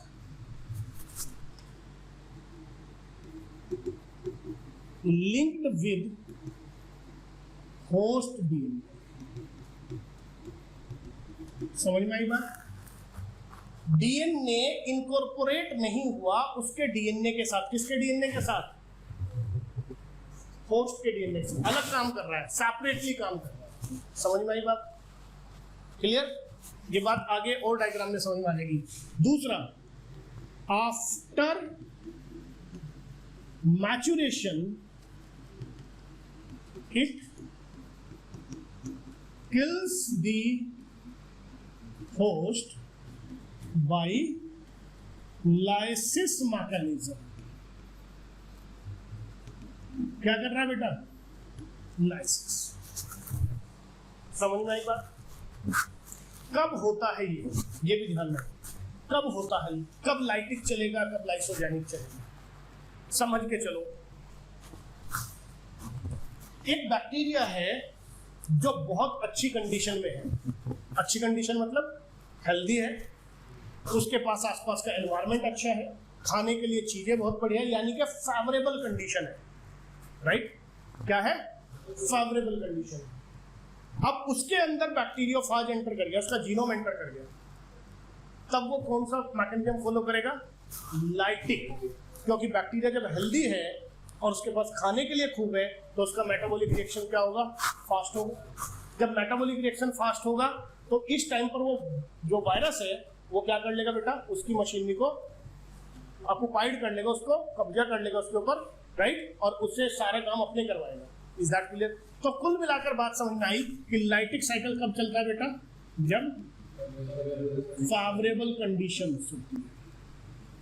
किसके लिए, बैक्टीरिया के लिए, होस्ट के लिए, ठीक। इसका एग्जांपल आ गया आपका, अभी हमने बताया T4 बैक्टीरियोफाज। दूसरा जो होता है लाइसोजेनिक। लाइसोजेनिक में क्या होता है, वायरस डीएनए या nucleic acid linked with host DNA, host के डीएनए के साथ इंकॉर्पोरेट हो जाता है। कैसे होता है वो अभी बताऊंगा। It does not lyse cell, cell की लाइसिस नहीं करता, सेल की लाइसिस नहीं करता। क्यों, क्योंकि बेटा कंडीशन कैसी है, अनफेवरेबल कंडीशन। उसे पता है कि ये बैक्टीरिया खुद अपनी ही जरूरत पूरी नहीं कर पा रहा है, तो मेरी तो क्या करेगा, समझना। क्या, एक घर में वो टेररिस्ट घुस गया और जिस घर में घुसा उसने देखा इसके घर में तो खुद ही लाले पड़े हुए, इसके तो आज खुद ही पता नहीं शाम को इसे खाना मिलेगा नहीं मिलेगा, तो वो अपने आप को शो ही नहीं करता मैं टेररिस्ट हूँ। वो कहता है भाई मुझे शेल्टर दे दो, थोड़े दिन आपके साथ ही रह लूं। वो कहता है हाँ भाई ठीक है रह लो। उसके साथ कुछ दिन रहता है। कब तक रहता है, जब तक फेवरेबल कंडीशन ना आ जाए। बैक्टीरिया मरा तो मैं भी मर जाऊंगा, फिर तो कोई बात ही नहीं। अगर बैक्टीरिया नहीं मरता और कभी ऐसा टाइम आता है कि फेवरेबल कंडीशन आती है, राइट, तो वो क्या करता है, जैसे ही फेवरेबल कंडीशन आई वो उसके डीएनए से अलग हो जाता है। किसके डीएनए से? मैंने कहा कि वो अपने डीएनए को जब अनफेवरेबल कंडीशन किसके साथ एसोसिएट कर लेता है, होस्ट के डीएनए के साथ एसोसिएट कर लेता है। कब? जब अनफेवरेबल कंडीशन। जैसे ही फेवरेबल कंडीशन आती है वो उससे अलग हो जाता है, और जब वो उससे अलग हो जाता है तो लाइटिक साइकिल में एंटर कर जाता है। तो end of the lysogenic is always lytic, end of lysogenic is always lytic, ठीक है ना। लेकिन जब तक वो लाइसोजेनिक रहता है कब तक? जब तक अनफेवरेबल कंडीशन, जब तक वो, तब तक वो क्या है, उसी के साथ एसोसिएट होकर रह जाता है। ठीक है बेटा, कैसे होता है आगे देखते हैं, लाइटिक साइकिल को समझते हैं। तो ये वैसे तो मैंने वहां पे बता ही दिया आपको, देखो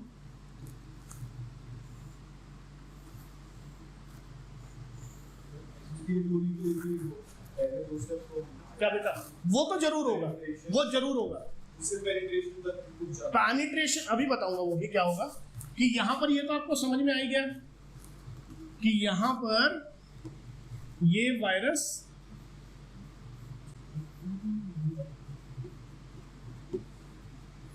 अपने डीएनए को इसमें ट्रांसफर कर देता बेटा, और ट्रांसफर करने के बाद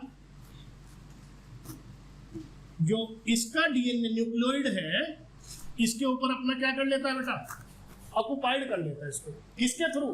ट्रांसक्रिप्शन करके, प्रोटीन बनाकर, ठीक। और बाद में क्या करेगा, जैसे मैंने कहा कि बाद में वो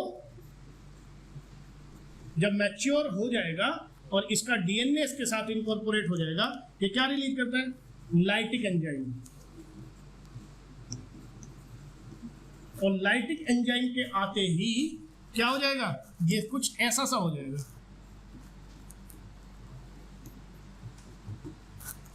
इसमें तो बहुत सारे क्या बन जाएंगे यहां पर, ये पहले ही बन जाएंगे बहुत सारे, ठीक है ना। कब? जब वो मैचुरेशन कर रहा होगा, और इसका जो डीएनए होगा, किसका डीएनए? होस्ट का डीएनए, ये क्या हो जाएगा बेटा? टूट जाएगा। क्या? लाइसिस ऑफ होस्ट डीएनए, एक तो ये हो रहा होता है, और दूसरा lysis of cell, plasma membrane और सेल मेम्ब्रेन। तो जितना भी वायरस है, अब ये क्या होगा बेटा, ये बाहर निकल जाएगा, ठीक है ना। और ये फिर एक नई होस्ट सेल को तलाश रही होगी। Is that clear? समझ में आ गई ना बात? ये कोई मुश्किल तो नहीं। पहला अटैचमेंट, दूसरा पेनिट्रेशन, तीसरा ट्रांसक्रिप्शन, मल्टीप्लिकेशन, उसको बायोसिंथेसिस को मल्टीप्लिकेशन भी कह सकते हैं। फोर्थ मैचुरेशन, मैचुरेशन मतलब arrangement with the protein and the nucleic acid, and last one is lysis, lysis of the nucleic acid and cell, दोनों सेल को भी तोड़ देगा और न्यूक्लिक एसिड। समझ में आ गया? चलिए आगे बढ़ते हैं। लाइसोजेनिक में क्या होता है, अब इसको समझिए। और यहाँ से क्वेश्चन आया हुआ है, वो क्वेश्चन भी आपको याद आ जाएगा अगर किसी ने अटेम्प्ट किए हैं लास्ट ईयर के कुछ क्वेश्चन।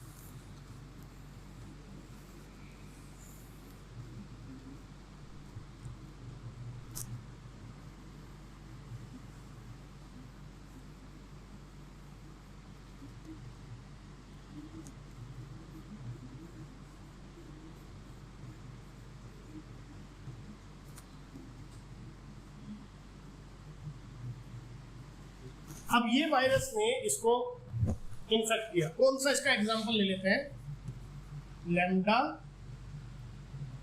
इसको ऐसे ना,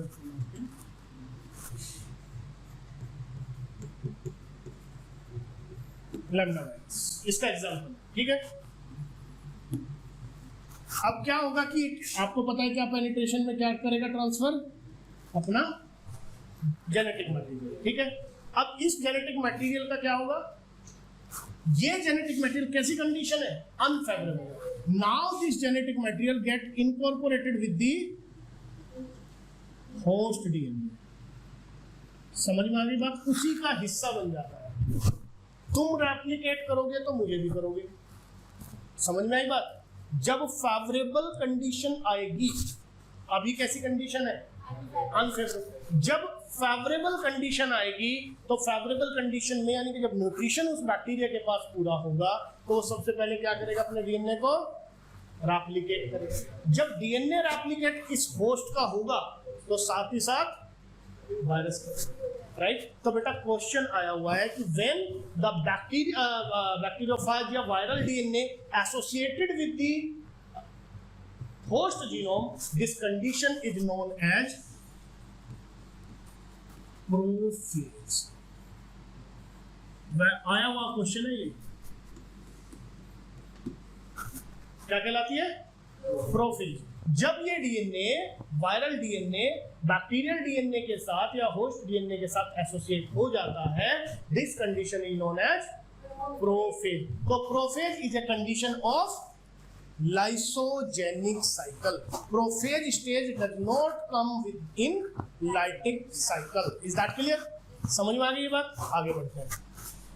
अब उसके बाद क्या होता है कि ये बैक्टीरिया अगर डिवाइड करता है, ये बैक्टीरिया अगर डिवाइड करता है तब जब फेवरेबल कंडीशन आई तो उस टाइम पर अगर इसने दो वे बना लिए तो ये दोनों के साथ जाता है बेटा, करेगा दोनों के साथ में जाएगा और फेवरेबल, इसे पता चल गया अब तो एप्लीकेशन हो रहा है, तो व्हाट विल हैपन, ये इससे निकलकर अलग हो जाता है और जब अलग हो जाता है तो किसमें एंटर कर जाता है, लाइटिक साइकिल में। इसके बाद जो ये फॉलो करता है वो लाइटिक साइकिल। समझ में आई बात? तो ध्यान रहे तीन बातें, क्या, पहली लाइटिक और लाइसोजेनिक में, लाइटिक में वो डीएनए के साथ, होस्ट डीएनए के साथ एसोसिएट नहीं करता, पहली चीज। दूसरी चीज, वो इन्फेक्शन के बाद 6 स्टेप पूरे करते सेल को लाइज कर देता, निकल जाता है बाहर, ठीक है। उसमें प्रोफेज स्टेज नहीं आती है। Is that clear? दूसरी चीज, जब लाइसोजेनिक होता है वो डीएनए के साथ एसोसिएट हो जाता है और अनफेवरेबल कंडीशन में आता है, ठीक है। उसके बाद वो क्या करता है, जैसे ही फेवरेबल कंडीशन है तो उससे अलग हो जाता है और लाइटिक साइकिल में एंटर कर लेता है। ध्यान रहे, prophase phase stage comes in lysogenic cycle only. क्या पढ़े, classification. Classification the basis of nucleic acid.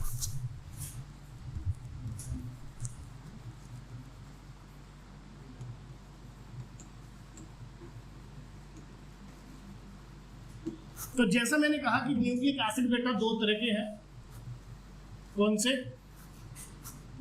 एक डीएनए और दूसरा आरएनए। डीएनए में आपको ये भी पता है कि एक हो सकता है सिंगल स्ट्रैंडेड डीएनए, यानी कि एक ही स्ट्रैंड है बेटा, और यहाँ पर डबल स्ट्रैंडेड डीएनए। अब इसका एग्जाम्पल याद रखने जहां से क्वेश्चन आ सकते हैं, ठीक। जैसे सिंगल स्टैंडर्ड डीएनए का जो एग्जांपल है वो है बेटा 5 × 174। अब आप कहेंगे सर ये वाला क्वेश्चन तो, ये वाला एग्जांपल तो यहाँ पे है नहीं, लेकिन ये वाला एग्जांपल आपको 12th में चैप्टर 6 में मिलेगा। जब आप वहां पर मॉलिक्यूलर बायोलॉजी पढ़ रहे होंगे, डीएनए पढ़ रहे होंगे, तब आपको मिलेगा कि वहां पर एक एग्जांपल है कि 5 × 174 और वहां पर लिखा हुआ है it contains single standard DNA, it is a virus. तो वहां से भी लिंक करके पूछ सकता है कुछ। डबल स्टैंडर्ड डीएनए वायरस जो पाया जाता है बेटा वो है हेपेटाइटिस बी, और पाया जाएगा ये हर्पीज वायरस होता है, और हो सकता है आपका चिकन पॉक्स, ठीक है बेटा, 3 याद रखो। जब उसी तरह से आरएनए सिंगल स्टैंडर्ड, डीएनए और double standard RNA, single standard RNA और डबल स्टैंडर्ड। इसके बहुत सारे एग्जांपल हैं। कहां से शुरू करें, चलो इसी से शुरू करते हैं। कोविड, ये कैसा वायरस है, आरएनए वायरस। कैसा है, सिंगल स्टैंडर्ड। इसके अलावा HIV, ये भी आरएनए वायरस है। इन्फ्लुएंजा, इन्फ्लुएंजा वायरस कैसा है? Single standard RNA.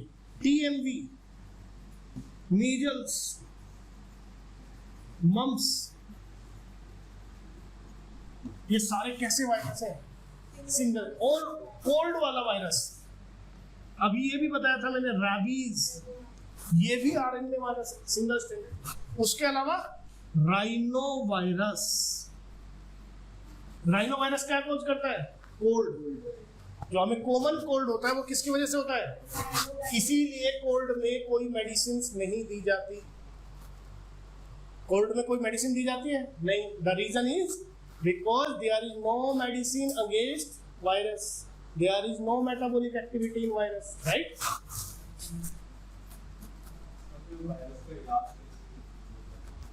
Immune system, virus को डिफेंड करने के लिए हमारा क्या जरूरी है? इम्यून।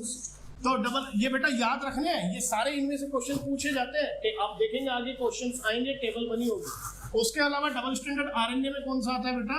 एक ही है बस, रियो वायरस। तो बेटा चलिए आगे बढ़ते, बस ये ध्यान रखना है कि कहाँ कौन सा होता है, ये बात इंपॉर्टेंट है। स्लाइड को याद रखना इंपॉर्टेंट है। स्लाइड, यहाँ से क्वेश्चन मैचिंग वाले जो आते हैं ना, कॉलम वाले, वो आएंगे। और इस चैप्टर में से मैचिंग के क्वेश्चंस बहुत ज्यादा आते हैं। चलो बेटा आगे बढ़ते हैं और लेते हैं next topic, that is viroids. Viroids को जो डिस्कवर किया था, पहली बार टर्म यूज करेंगे कि देखा गया था, वो किया था डाइनर ने। किसने? डाइनर ने। 1971 में, बहुत रिसेंट की बात है, ज्यादा पुरानी नहीं है। और उन्होंने देखा कि कुछ ऐसे भी एंटिटीज हैं, कुछ ऐसे भी पार्टिकल्स हैं जो सिर्फ और सिर्फ न्यूक्लिक एसिड के बने हुए, उनके ऊपर प्रोटीन कोट है ही नहीं। अच्छा एक चीज और ध्यान रखना बेटा, मैं ये चीज यहां पर बता देनी चाहिए। ये इस टाइम पर इसको हम क्या बोलेंगे बेटा? ये वर्ड भी यूज कर सकते हैं, वीरियन। When the virus is outside the host, तो वर्ड हम का एक टर्म यूज कर सकते हैं, वीरियन।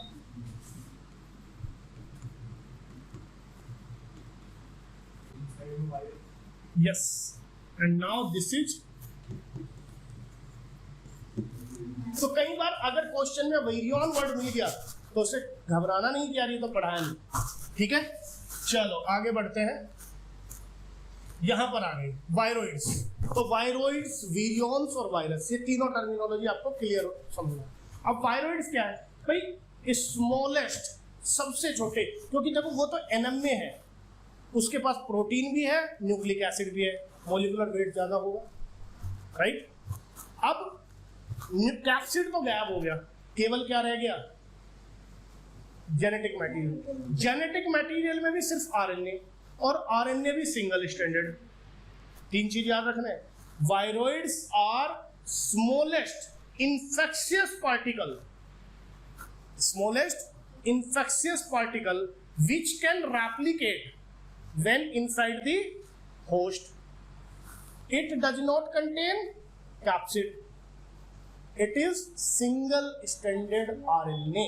क्या है? Single standard RNA. अच्छी बात यह है कि ये single standard RNA infectious particle only infects to the higher plant. किसको इन्फेक्ट कर रहे हैं? हायर प्लांट, यानी कि एनिमल्स को इन्फेक्ट नहीं करते हैं। समझे मेरी बात? किसने डिस्कवर करा? डाइनर ने इसको डिस्कवर किया। किसने? Diener. For the organism that are smallest, क्या है बेटा? Non disease causing agent. सबसे छोटे डिजीज कोजिंग एजेंट कौन से हैं? वायरस। तो एक क्वेश्चन जनरेट हो गया, पूछा जा सकता है कि स्मॉलेस्ट डिजीज कोजिंग एजेंट कौन से हो गए? वायरस। किसके? किसमें देखा उन्होंने? उन्होंने देखा पीएसटीडी, क्या है? पोटैटो स्पिंडल ट्यूबर डिजीज हो जाती है। पोटैटोज के अंदर देखा स्पिंडल शेप के क्या बना? ट्यूबर्स बन जाते हैं। किसमें? पोटैटो के अंदर। तो उन्होंने देखा कि पोटैटो के अंदर क्या डिजीज कोज हो रही है? Potato spindle tuber disease cause. और जब उन्होंने देखा कौन डिजीज कर रहा है, वो सिंगल स्टैंडर्ड, क्या लिखा हुआ बेटा? Single standard RNA is free and has no molecular weight. क्यों? क्या लिखा है? Protein coat is absent, protein coat उसमें नहीं होती है, हेंस द नेम वायरोइड्स। उसको नाम क्या दिया? वायरोइड्स। कैसा आरएनए है? Single standard RNA. किसको इन्फेक्ट करता है? हायर प्लांट्स को इन्फेक्ट करता है, usually infect higher plants only. कोई डाउट? समझ में आ गया यहाँ तक की कहानी? कोई मुश्किल तो नहीं?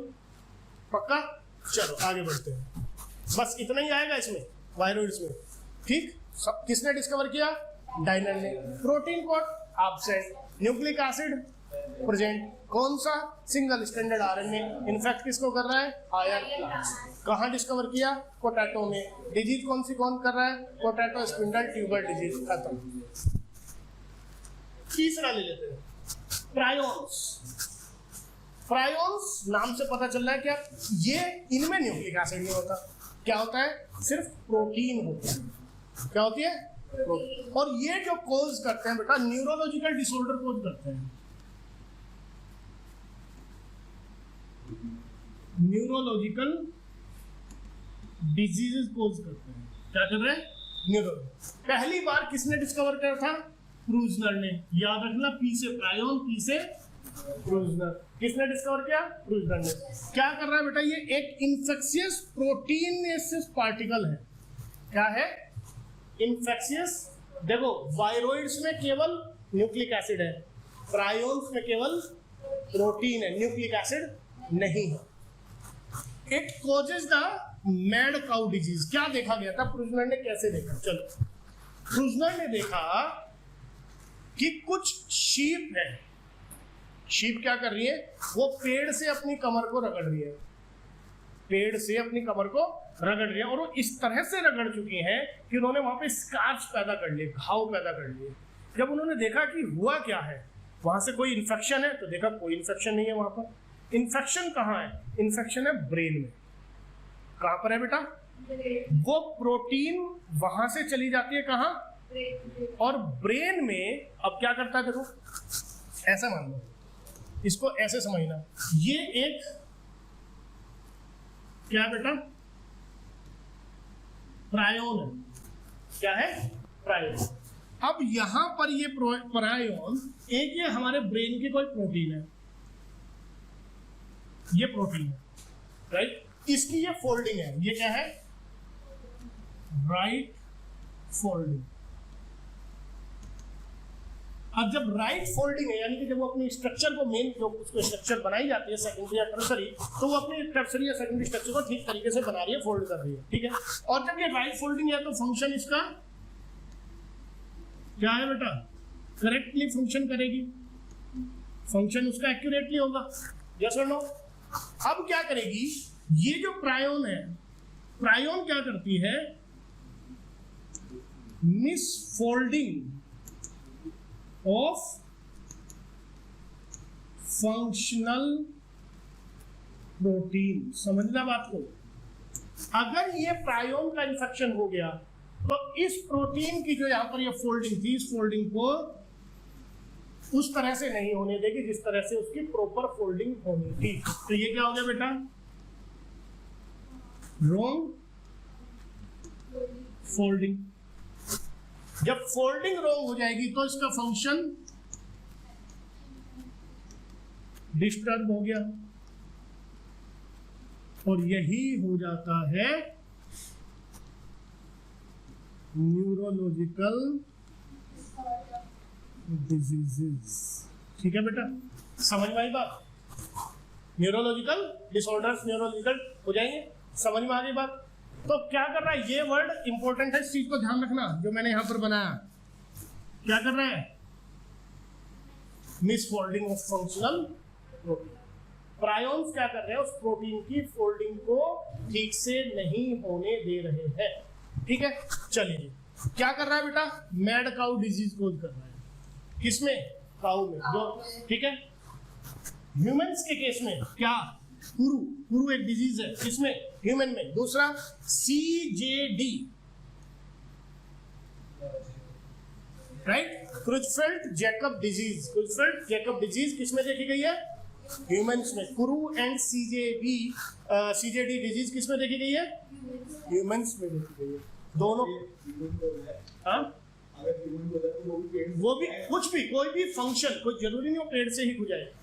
मैंने क्या कहा, किसी एक प्रोटीन की फोल्डिंग को डिस्टर्ब करेगी। अब वो कौन से प्रोटीन को फोल्डिंग करेगी, उसके अकॉर्डिंग जो उसके बिहेवियर आएगा वो चेंज होगा। समझ में आई बात? तो यहाँ पर आपको जो याद रखना है, क्या कौन सी डिजीज कर रहा है बेटा? गुरु। और ये इंपॉर्टेंट है, क्वेश्चंस आए हुए हैं पहले के समय में। ठीक है, समझ में आ गया बेटा बात? ये चलिए अगला लेते हैं बेटा, लाइकेंस। लाइकेंस ऑलरेडी हमने पढ़ चुके हैं। क्या किसने डिस्कवर किया पहली बार? ये थियोफ्रेस्टेट ने एक टर्म दी थी, थियोफ्रेस्टेट ने यूज वर्ड किया था लाइकेन। ठीक है, आगे बढ़ते हैं। क्या है बेटा? ये ऑलरेडी बात कर चुके हैं। क्या है? Symbiotic association between algae and fungi. ये बात ऑलरेडी हो चुकी। फंगाई क्या काम करती है? फंगाई दो काम करती है इसमें। फंगाई का एक तो ये याद रहे कि फंगाई लाइकेंस में 90% पार्ट प्ले करती है। जो 90% पार्ट होता है वो कौन प्ले करती है? फंगाई। एल्गी कितना हुआ? 10%। समझ में बात आई? ठीक। फंगाई का काम क्या है? उस एल्गी को शेल्टर देना, उसको शेल्टर देना, प्लस एब्जॉर्ब करना। क्या? Water, moisture. वाटर को, मॉइस्चर को एब्जॉर्ब करना कौन? फंगाई। ठीक। और एल्गी बदले में क्या देती है? उसे न्यूट्रिशन देती है, क्योंकि एल्गी क्या कर सकते हैं? फोटोसिंथेसिस करती है। फोटोसिंथेसिस करके वो न्यूट्रिशन बनाएगी और बदले में उसको क्या देगी? न्यूट्रिशन देगी। तो इस तरीके से ये क्या है बेटा? सिम्बायोटिक एसोसिएशन है। तो याद रहे, प्लांट यानी कि एल्गी को क्या बोलेंगे? फाइटोबायोन। फाइकोबायोन, उसको क्या बोलेंगे? फाइकोबायोन। और फंगाई को क्या बोलेंगे? मायोबायोन। ये बात भी याद रखिए। मायो वर्ड मैंने बताया था किसके लिए? फंगी के लिए। और फाइको वर्ड किसके लिए? प्लांट्स के लिए यूज करते हैं। ठीक है, चलिए। ठीक है, the fungi provides shelter, absorbs water and nutrient for algae. The algae in return prepares food for both. Algal components is known as phycobiome या photobiome, जिसका पार्ट कितना बेटा? Fungal component is known as microbiome, जिसका part कितना है? 90%। ये बात याद रखें।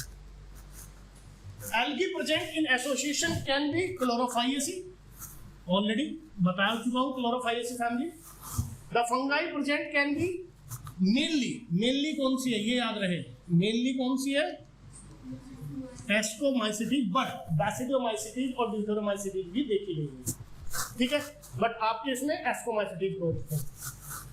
दे आर पायोनियर, ये बहुत इंपॉर्टेंट है। क्या है बेटा?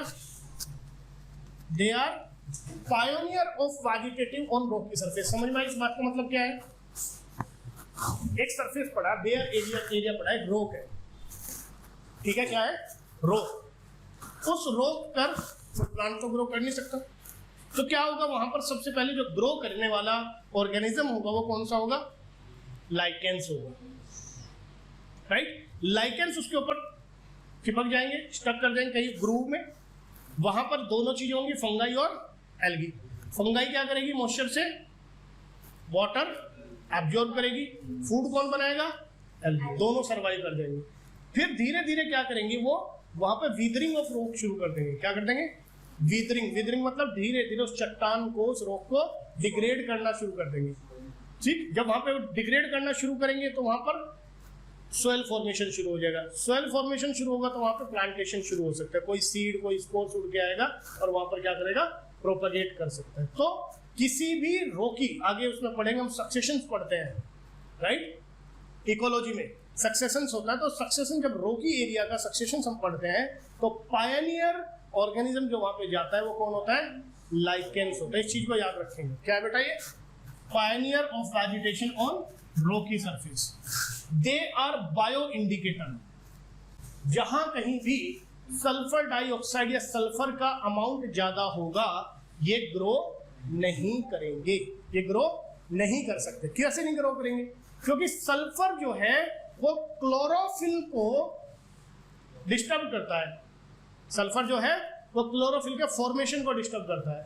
आज जब क्लोरोफिल नहीं बनेगा तो एल्गी सर्वाइव नहीं करेगी, जब एल्गी सर्वाइव नहीं करेगी तो लाइकेंस बन ही नहीं, फंगाई ग्रो करेगी। समझ में आई बात? इस तरीके से जहां कहीं भी सल्फर की अमाउंट ज्यादा होगी वहां पर लाइकेंस ग्रो नहीं करेंगे। इसलिए ये क्या हो गया बेटा, एक बायो इंडिकेटर हो गए किसके, पोल्यूटेड एरिया के। ठीक है, तो they are bio indicators of air pollution specially for sulphur dioxide.